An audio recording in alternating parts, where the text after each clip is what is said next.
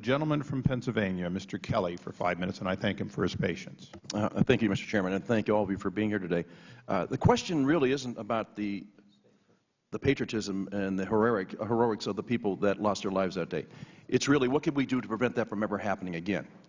And I'm kind of surprised. You know, I come from Western Pennsylvania, and people look at things in maybe a little different fashion. When I'm not down here in Washington, D.C., amid all these brains and all the intelligence, and you get back home and you talk to people, if I were to say to you, Lieutenant Colonel Wood, what does 9/11 mean to you? This last 9/11? Just 9/11. Like I would say, December 7th. What does December 7th? 9/11 usually means... It's an attack upon the United States of America. Mr. Nordstrom. The same. Ms. Lamb. The same. Ms. Ambassador. Absolutely, sir. Okay, so if you can all connect the dots right here, why in the heck did it take so long for all these highly briefed and intelligent people to try and figure out that it actually wasn't a 15-minute YouTube video? It actually was a 9/11 event, a terrorist attack? Now, I don't know that this stuff about what's classified and not classified is getting confusing for me, because I sat in a members-only briefing, and Mr. Chairman, I asked, and this is on September the 20th, with Secretary Clinton and some other personnel. Is that something we're allowed to talk about or not allowed to talk about? If it was in a classified setting, the only thing that I would think would be appropriate is any inconsistencies you've seen in testimony today you could relate. Otherwise, the specifics, I couldn't judge it. Okay. Well, it comes down to this. What caused this? And Ms. Lamb, I read through your testimony. It had to be horrible to sit there and watch it in real time, what was going on. And I read another account where this is kind of strange. That same night, this is about the ambassador. At 8:30 p.m., the ambassador said good night to a visiting Turkish diplomat outside the compound, and the streets are empty. But at 9:40 p.m., noises, gunfire, and an explosion were heard by the agents located in the TOC building or TOC in Building B. It is absolutely preposterous to me that we would watch Ambassador Rice go out and say what happened 5 days later, that I would sit in a briefing and it was, no, you have it all wrong. This is not a terrorist. This is a result of a 15-minute YouTube. Now, we are either in denial or, unfortunately, and I know some of the members are concerned because I got to tell you, it's very unfortunate that terrorists don't recognize that this is an election year.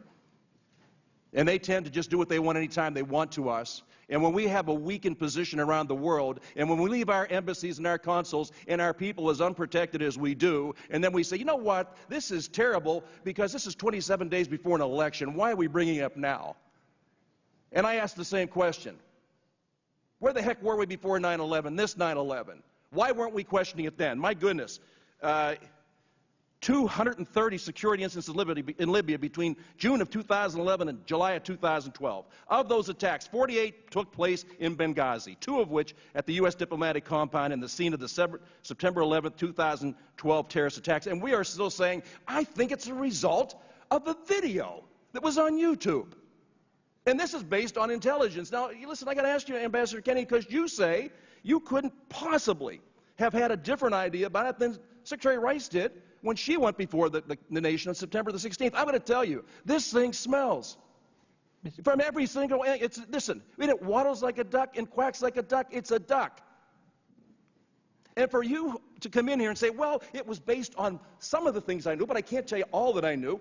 We've got 4 Americans dead. And I got to tell you, it's very upsetting for me to go back home and look at those people in the eye, people who don't do what we do here with all the briefings and all the intelligence, just guys that go out and work every day and women that go out and work every day, and they can come home and they can figure it out. But we're still trying to figure it out and piece it together, and you watch it in real time. And the account was that there the ambassador is that night saying goodbye to a Turkish friend outside the gates, and everything was quiet. But my goodness, those terrorists got a hold of that, or these Islamic extremists got a hold of that video, and between 8:30 and 9:40, they decided to just go crazy. And Africa is on fire. And Mr. Norris, thank you for pointing out, as Mr. Romney did, that hope is not a strategy. And I feel sorry for you and Lieutenant Colonel Wood to have to come here because it is you who are on the ground. You're not watching in some faraway room in real time. Your people are there in real time. We've watched our colleagues be killed. And the question doesn't become, what is it that we didn't know? It is because we have become lax. We have dumbed down. We've turned down the Dow. You know, by the way, at the same time, and I know it's about the money to some degree, right? Although I saw a whole list of all the things that we were able to do to you. Apparently it wasn't for the money there. Did you know that at the embassy in Vienna in early May, we did a beautiful, beautiful presentation of the embassy going green. Spent $101,000, $110,000 on a little electrical thing to plug the cars in. Had 2 volts there. Had 100 people there. We're sipping champagne and eating hors d'oeuvres. And my goodness, my goodness. On September 11th, we had a tough day and a couple bumps in the road. I thank the gentleman. I got to tell you, Mr. Chairman, I appreciate it. I know I'm going over.